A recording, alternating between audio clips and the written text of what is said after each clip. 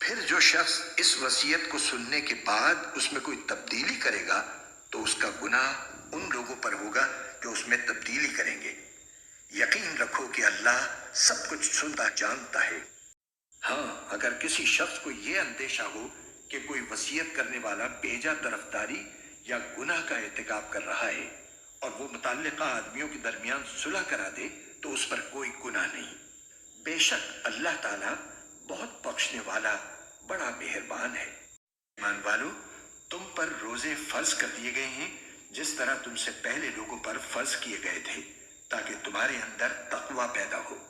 اسلام کے اکثر احکام کی طرح روزے کی فرضیت بھی بتدریج عائد کی گئی۔ نبی صلی اللہ علیہ وسلم نے ابتدا میں مسلمانوں کو صرف ہر مہینے 3 دن کے روزے رکھنے کی ہدایت فرمائی تھی، مگر یہ روزے فرض نہ تھے۔ پھر 2 ہجری میں رمضان کے روزوں کا یہ حکم قرآن میں نازل ہوا، مگر اس میں اتنی رعایت رکھی گئی کہ جو لوگ روزے کو برداشت کرنے کی طاقت رکھتے ہوں اور پھر بھی روزہ نہ رکھیں، وہ ہر روزے کے بدلے ایک مسکین کو کھانا کھلا دیا کریں۔ بعد میں دوسرا حکم نازل ہوا اور یہ عام رعایت منسوخ کر دی گئی، لیکن مریض اور مسافر اور حاملہ یا دودھ پلانے والی عورت اور ایسے بوڑھے لوگوں کے لیے جن میں روزے کی طاقت نہ ہو، اس رعایت کو بدستور باقی رہنے دیا گیا، اور انہیں حکم دیا گیا کہ بعد میں جب عذر باقی نہ رہے تو قضا کے اتنے روزے رکھ لیں جتنے رمضان میں ان سے چھوٹ گئے ہیں۔ گنتی کے چند دن روزے رکھنے ہیں۔ پھر بھی اگر تم میں سے کوئی شخص بیمار ہو یا سفر پر ہو تو وہ دوسرے دنوں میں اتنی ہی تعداد پوری کر لے، اور جو لوگ اس کی طاقت رکھتے ہوں وہ ایک مسکین کو کھانا کھلا کر روزے کا فدیہ ادا کر دیں۔ اس کے علاوہ اگر کوئی شخص اپنی خوشی سے کوئی نیکی کرے تو یہ اس کے حق میں بہتر ہے، اور اگر تم کو سمجھ ہو تو روزے رکھنے میں تمہارے لیے زیادہ بہتری ہے۔ جو اپنی خوشی سے کچھ زیادہ بھلائی کرے، یعنی ایک سے زیادہ آدمیوں کو کھانا کھلائے، یا یہ کہ روزہ بھی رکھے اور مسکین کو کھانا بھی کھلائے۔ لیکن اگر تم سمجھو تو تمہارے حق میں اچھا یہی ہے کہ روزہ رکھو۔ یہاں تک وہ ابتدائی حکم ہے جو رمضان کے روزوں کے متعلق 2 ہجری میں جنگ بدر سے پہلے نازل ہوا تھا۔ اس کے بعد کی آیات اس کے 1 سال بعد نازل ہوئیں اور مناسبت مضمون کی وجہ سے اسی سلسلہ بیان میں شامل کر دی گئیں۔ رمضان کا مہینہ وہ ہے جس میں قرآن نازل کیا گیا جو لوگوں کے لیے سراپا ہدایت اور ایسی روشن نشانیوں کا حامل ہے جو صحیح راستہ دکھاتی اور حق و باطل کے درمیان دو ٹوک فیصلہ کر دیتی ہے۔ لہٰذا تم میں سے جو شخص بھی یہ مہینہ پائے وہ اس میں ضرور روزہ رکھے، اور اگر کوئی شخص بیمار ہو یا سفر پر ہو تو وہ دوسرے دنوں میں اتنی ہی تعداد پوری کر لے۔ اللہ تمہارے ساتھ آسانی کا معاملہ کرنا چاہتا ہے اور تمہارے لیے مشکل پیدا کرنا نہیں چاہتا، تاکہ تم روزوں کی گنتی پوری کر لو، اور اللہ نے تمہیں جو راہ دکھائی اس پر اللہ کی تکبیر کہو، اور تاکہ تم شکر گزار بنو۔ سفر کی حالت میں روزہ رکھنا یا نہ رکھنا آدمی کی اختیار تمیزی پر چھوڑ دیا گیا ہے۔ نبی صلی اللہ علیہ وسلم کے ساتھ جو صحابہ سفر میں جایا کرتے تھے ان میں سے کوئی روزہ رکھتا تھا اور کوئی نہ رکھتا تھا، اور دونوں گروہوں میں سے کوئی دوسرے پر اعتراض نہ کرتا تھا۔ خود آن حضرت صلی اللہ علیہ وسلم نے بھی کبھی سفر میں روزہ رکھا ہے اور کبھی نہیں رکھا ہے۔ ایک سفر کے موقع پر ایک شخص بدحال ہو کر گر گیا اور اس کے گرد لوگ جمع ہو گئے۔ نبی صلی اللہ علیہ وسلم نے یہ حال دیکھ کر دریافت فرمایا، کیا معاملہ ہے؟ عرض کیا گیا، روزے سے ہے۔ فرمایا، یہ نیکی نہیں ہے۔ جنگ کے موقع پر تو آپ حکماً روزے سے روک دیا کرتے تھے تاکہ دشمن سے لڑنے میں کمزوری لاحق نہ ہو۔ حضرت عمر کی روایت ہے کہ ہم نبی صلی اللہ علیہ وسلم کے ساتھ 2 مرتبہ رمضان میں جنگ پر گئے، پہلی مرتبہ جنگ بدر میں اور آخری مرتبہ فتح مکہ کے موقع پر، اور دونوں مرتبہ ہم نے روزے چھوڑ دیے۔ ابن عمر کا بیان ہے کہ فتح مکہ کے موقع پر حضور صلی اللہ علیہ وسلم نے فرما دیا تھا کہ دشمن سے مقابلہ درپیش ہے، روزے چھوڑ دو تاکہ تمہیں لڑنے کی قوت حاصل ہو۔ عام سفر کے معاملے میں یہ بات کہ کتنی مسافت کے سفر پر روزہ چھوڑا جا سکتا ہے حضور کے کسی ارشاد سے واضح نہیں ہوتی، اور صحابہ کرام رضوان اللہ تعالی علیہم اجمعین کا عمل اس باب میں مختلف ہے۔ صحیح یہ ہے کہ جس مسافت پر عرف عام میں سفر کا اطلاق ہوتا ہے اور جس میں مسافرانہ حالت انسان پر طاری ہوتی ہے وہ افطار کے لیے کافی ہے۔ یہ امر متفق علیہ ہے کہ جس روز آدمی سفر کی ابتدا کر رہا ہو اس دن کا روزہ افطار کر لینے کا اسے اختیار ہے، چاہے تو گھر سے کھانا کھا کر چلے اور چاہے تو گھر سے نکلتے ہی کھا لے، دونوں عمل صحابہ سے ثابت ہیں۔ یہ امر کہ اگر کسی شہر پر دشمن کا حملہ ہو تو کیا لوگ مقیم ہونے کے باوجود جہاد کی خاطر روزہ چھوڑ سکتے ہیں؟ علماء کے درمیان مختلف فی ہے۔ بعض علماء اس کی اجازت نہیں دیتے، مگر علامہ ابن تیمیہ نے نہایت قوی دلائل کے ساتھ فتویٰ دیا تھا کہ ایسا کرنا بالکل جائز ہے۔ اس پر اللہ کی کبریائی کا اظہار و اعتراف کرو اور شکر گزار بنو۔ یعنی اللہ نے صرف رمضان ہی کے دنوں کو روزوں کے لیے مخصوص نہیں کر دیا ہے، بلکہ جو لوگ رمضان میں کسی عذر شرعی کی بنا پر روزے نہ رکھ سکیں ان کے لیے دوسرے دنوں میں اس کی قضا کر لینے کا راستہ بھی کھول دیا ہے، تاکہ قرآن کی جو نعمت اس نے تم کو دی ہے اس کا شکر ادا کرنے کے قیمتی موقع سے تم محروم نہ رہ جاؤ۔ یہاں یہ بات بھی سمجھ لینی چاہیے کہ رمضان کے روزوں کو صرف عبادت اور صرف تقویٰ کی تربیت ہی نہیں قرار دیا گیا ہے، بلکہ انہیں مزید برآں اس عظیم الشان نعمت ہدایت پر اللہ تعالیٰ کا شکریہ بھی ٹھہرایا گیا ہے جو قرآن کی شکل میں اس نے ہمیں عطا فرمائی ہے۔ حقیقت یہ ہے کہ ایک دانش مند انسان کے لیے کسی نعمت کی شکر گزاری اور کسی احسان کے اعتراف کی بہترین صورت اگر ہو سکتی ہے تو وہ صرف یہی ہے کہ وہ اپنے آپ کو اس مقصد کی تکمیل کے لیے زیادہ سے زیادہ تیار کرے جس کے لیے عطا کرنے والے نے وہ نعمت عطا کی ہو۔ قرآن ہم کو اس لیے عطا فرمایا گیا ہے کہ ہم اللہ تعالیٰ کی رضا کا راستہ جان کر خود اس پر چلیں اور دنیا کو اس پر چلائیں۔ اس مقصد کے لیے ہم کو تیار کرنے کا بہترین ذریعہ روزہ ہے، لہذا نزول قرآن کے مہینے میں ہماری روزہ داری صرف عبادت ہی نہیں ہے اور صرف اخلاقی تربیت بھی نہیں ہے، بلکہ اس کے ساتھ خود اس نعمت قرآن کی بھی صحیح اور موضوع شکر گزاری ہے۔ اور اے پیغمبر، جب میرے بندے آپ سے میرے بارے میں پوچھیں تو آپ ان سے کہہ دیجئے کہ میں اتنا قریب ہوں کہ جب کوئی مجھے پکارتا ہے تو میں پکارنے والے کی پکار سنتا ہوں، لہٰذا وہ بھی میری بات دل سے قبول کریں اور مجھ پر ایمان لائیں تاکہ وہ راہ راست پر آ جائیں۔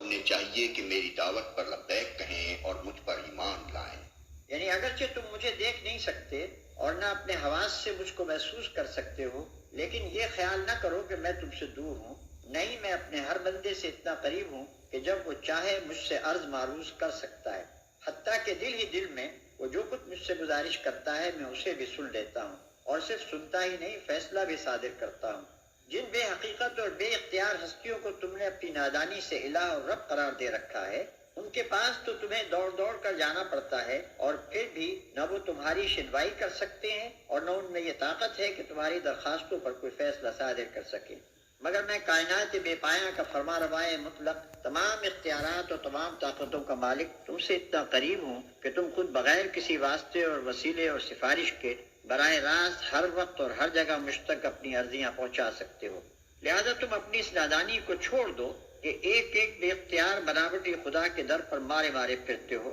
میں جو دعوت تمہیں دے رہا ہوں اس پر لبیک کہہ کر میرا دامن پکڑ لو، میری طرف رجوع کرو، مجھ پر بھروسہ کرو اور میری بندگی و اطاعت میں آ جاؤ۔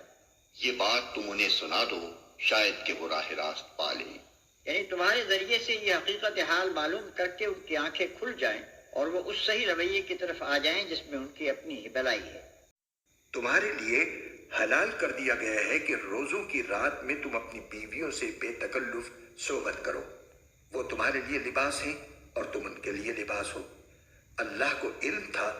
کہ تم اپنے آپ سے خیانت کر رہے تھے، پھر اس نے تم پر عنایت کی اور تمہاری غلطی معاف فرما دی، چنانچہ اب تم ان سے صحبت کر لیا کرو اور جو کچھ اللہ نے تمہارے لیے لکھ رکھا ہے اسے طلب کرو، اور اس وقت تک کھاؤ پیو جب تک صبح کی سفید دھاری سیاہ دھاری سے ممتاز ہو کر تم پر واضح نہ ہو جائے، اس کے بعد رات آنے تک روزے پورے کرو، اور ان اپنی بیویوں سے اس حالت میں مباشرت نہ کرو جب تم مسجدوں میں اعتکاف میں بیٹھو، یہ اللہ کی مقرر کی ہوئی حدود ہیں، لہٰذا ان کی خلاف ورزی کے قریب بھی مت جانا۔ اسی طرح اللہ اپنی نشانیاں لوگوں کے سامنے کھول کھول کر بیان کرتا ہے تاکہ وہ تقوی اختیار کریں۔ یعنی جس طرح لباس اور جسم کے درمیان کوئی پردہ نہیں رہ سکتا بلکہ دونوں کا باہمی تعلق و اتصال بالکل غیر منفک ہوتا ہے، اسی طرح تمہارا اور تمہاری بیویوں کا تعلق بھی ہے۔ جو لطف اللہ نے تمہارے لیے جائز کر دیا ہے اسے حاصل کرو۔ ابتدا میں اگرچہ اس قسم کا کوئی صاف حکم موجود نہ تھا کہ رمضان کی راتوں میں کوئی شخص اپنی بیوی سے مباشرت نہ کرے، لیکن لوگ اپنی جگہ یہی سمجھتے تھے کہ ایسا کرنا جائز نہیں ہے، پھر اس کے ناجائز یا مکروہ ہونے کا خیال دل میں لیے ہوئے بسا اوقات اپنی بیویوں کے پاس چلے جاتے تھے۔ یہ گویا اپنے ضمیر کے ساتھ خیانت کا ارتکاب تھا، اور اس سے اندیشہ تھا کہ ایک مجرمانہ اور گناہ گارانہ ذہنیت ان کے اندر پرورش پاتی رہے گی۔ اس لیے اللہ تعالیٰ نے پہلے اس خیانت پر تنبیہ فرمائی اور پھر ارشاد فرمایا کہ یہ فعل تمہارے لیے جائز ہے، لہذا اب اسے برا فعل سمجھتے ہوئے نہ کرو، بلکہ اللہ کی اجازت سے فائدہ اٹھاتے ہوئے قلب و ضمیر کی پوری طہارت کے ساتھ کرو۔ راتوں کو کھاؤ پیو۔ اس بارے میں بھی لوگ ابتداء غلط فہمی میں تھے۔ کسی کا خیال تھا کہ عشاء کی نماز پڑھنے کے بعد سے کھانا پینا حرام ہو جاتا ہے، اور کوئی یہ سمجھتا تھا کہ رات کو جب تک آدمی جاگ رہا ہو کھا پی سکتا ہے، جہاں سو گیا پھر دوبارہ اٹھ کر وہ کچھ نہیں کھا سکتا۔ یہ احکام لوگوں نے خود اپنے ذہن میں سمجھ رکھے تھے اور اس کی وجہ سے بسا اوقات بڑی تکلیفیں اٹھاتے تھے۔ اس آیت میں انہی غلط فہمیوں کو رفع کیا گیا ہے۔ اس میں روزے کی حد طلوع فجر سے لے کر غروب آفتاب تک مقرر کر دی گئی، اور غروب آفتاب سے طلوع فجر تک رات بھر کھانے پینے اور مباشرت کرنے کے لیے آزادی دے دی گئی۔ اس کے ساتھ نبی صلی اللہ علیہ وسلم نے سحری کا قاعدہ مقرر فرما دیا تاکہ طلوع فجر سے عین پہلے آدمی اچھی طرح کھا پی لے، سپیدہ صبح کی دھاری نمایاں نظر آ جائے۔ اسلام نے اپنی عبادات کے لیے اوقات کا وہ معیار مقرر کیا ہے جس سے دنیا میں ہر وقت، ہر مرتبہ و تمدن کے لوگ ہر جگہ اوقات کی تعین کر سکیں۔ وہ گھڑیوں کے لحاظ سے وقت مقرر کرنے کے بجائے ان آثار کے لحاظ سے وقت مقرر کرتا ہے جو آفاق میں نمایاں نظر آتے ہیں۔ مگر نادان لوگ اس طریقے توقیت پر عموماً یہ اعتراض کرتے ہیں کہ قطبین کے قریب جہاں رات اور دن کئی کئی مہینوں کے ہوتے ہیں، اوقات کی یہ تعین کیسے چل سکے گی؟ حالانکہ یہ اعتراض دراصل علم جغرافیہ کی سرسری واقفیت کا نتیجہ ہے۔ حقیقت میں نہ وہاں 6 مہینوں کی رات اس معنی میں ہوتی ہے اور نہ 6 مہینوں کا دن جس معنی میں ہم خط استوا کے آس پاس رہنے والے لوگ دن اور رات کے لفظ بولتے ہیں۔ خواہ رات کا دور ہو یا دن کا، بہرحال صبح و شام کے آثار وہاں پوری باقاعدگی کے ساتھ افق پر نمایاں ہوتے ہیں، اور انہی کے لحاظ سے وہاں کے لوگ ہماری طرح اپنے سونے جاگنے اور کام کرنے اور تفریح کرنے کے اوقات مقرر کرتے ہیں۔ جب گھڑیوں کا رواج عام نہ تھا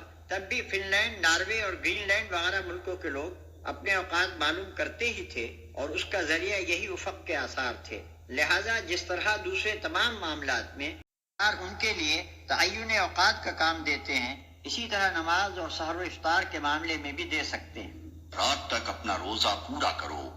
رات تک روزہ پورا کرنے سے مراد یہ ہے کہ جہاں رات کی سرحد شروع ہوتی ہے وہیں تمہارے روزے کی سرحد ختم ہو جائے، اور ظاہر ہے کہ رات کی سرحد غروب آفتاب سے شروع ہوتی ہے، لہذا غروب آفتاب ہی کے ساتھ افطار کر لینا چاہیے۔ سحر اور افطار کی صحیح علامت یہ ہے کہ جب رات کے آخری حصے میں افق کے مشرقی کنارے پر سفیدہ صبح کی باریک سی دھاری نمودار ہو کر اوپر بڑھنے لگے تو سحری کا وقت ختم ہو جاتا ہے، اور جب دن کے آخری حصے میں مشرق کی جانب سے رات کی سیاہی بلند ہوتی نظر آئے تو افطار کا وقت آ جاتا ہے۔ آج کل لوگ سحری اور افطار دونوں کے معاملے میں شدت احتیاط کی بنا پر کچھ بیجا تشدد برتنے لگے ہیں، مگر شریعت نے ان دونوں اوقات کی کوئی ایسی حد بندی نہیں کی ہے جس سے چند سیکنڈ یا چند منٹ ادھر ادھر ہو جانے سے آدمی کا روزہ خراب ہو جاتا ہو۔ سحر میں سیاہی شب سے سفیدہ سحر کا نمودار ہونا اچھی خاصی گنجائش اپنے اندر رکھتا ہے، اور ایک شخص کے لیے یہ بالکل صحیح ہے کہ اگر عین طلوع فجر کے وقت اس کی آنکھ کھلی ہو تو وہ جلدی سے اٹھ کر کچھ کھا پی لے۔ حدیث میں آتا ہے کہ حضور صلی اللہ علیہ وسلم نے فرمایا،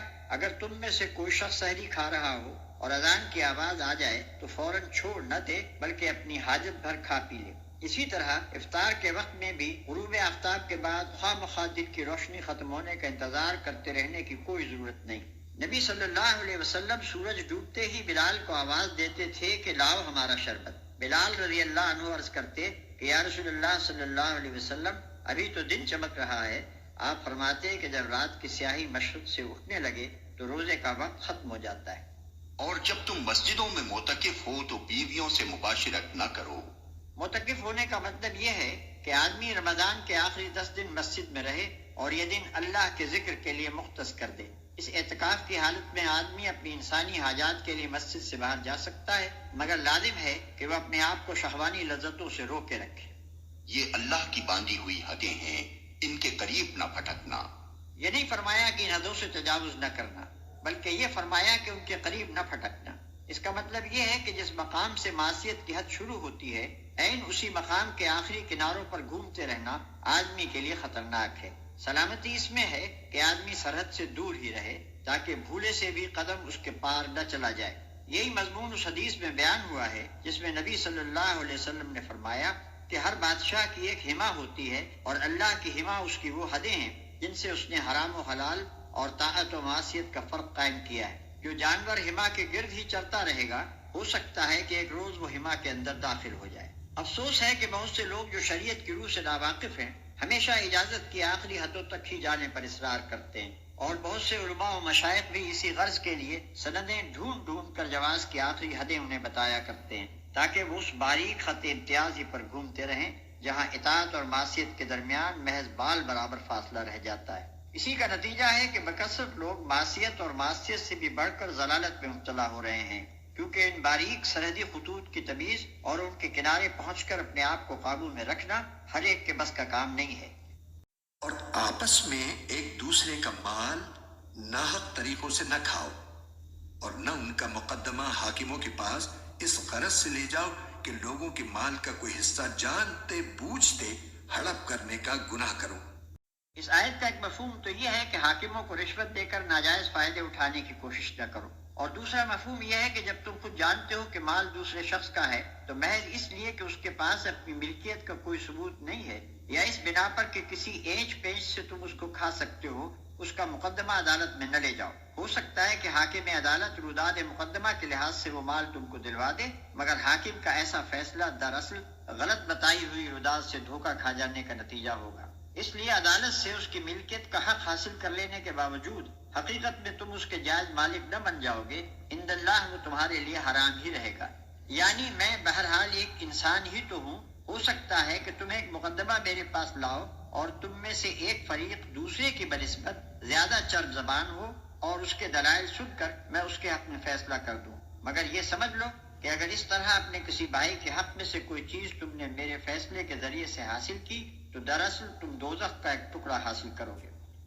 لوگ آپ سے نئے مہینوں کے چاند کے بارے میں پوچھتے ہیں، آپ انہیں بتا دیجئے کہ یہ لوگوں کے مختلف معاملات کے اور حج کے اوقات متعین کرنے کے لیے ہیں،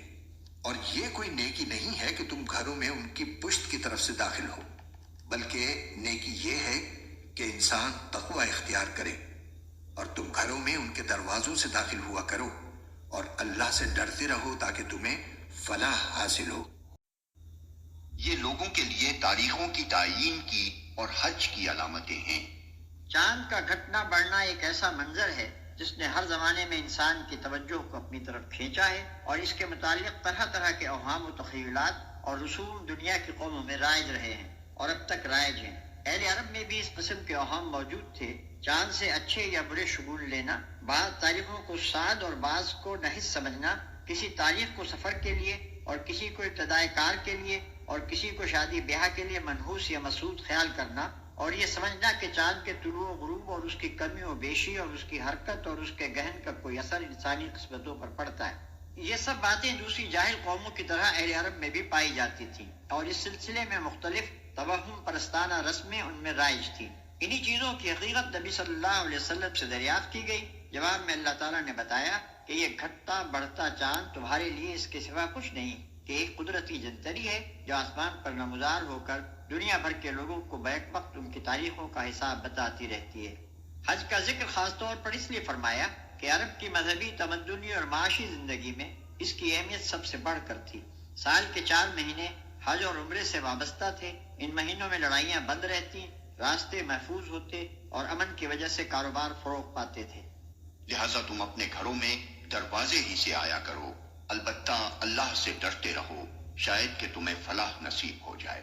من جملہ ان توہم پرستانہ رسموں کے جو عرب میں رائج تھی، ایک یہ بھی تھی کہ جب حج کے لیے احرام باندھ لیتے تو اپنے گھروں میں دروازے سے داخل نہ ہوتے تھے، بلکہ پیچھے سے دیوار کود کر یا دیوار میں کھڑکی سی بنا کر داخل ہوتے تھے۔ نیز سفر سے واپس آ کر بھی گھروں میں پیچھے سے داخل ہوا کرتے تھے۔ اس آیت میں نہ صرف اس رسم کی تردید کی گئی ہے بلکہ تمام اوہام پر یہ کہہ کر ضرب لگائی گئی ہے کہ نیکی دراصل اللہ سے ڈرنے اور اس کے احکام کی خلاف ورزی سے بچنے کا نام ہے۔ ان بے معنی رسموں کو نیکی سے کوئی واسطہ نہیں جو محض باپ دادا کی اندھی تقلید میں برتی جا رہی ہیں اور جن کا انسان کی سعادت و شقاوت سے کوئی تعلق نہیں ہے۔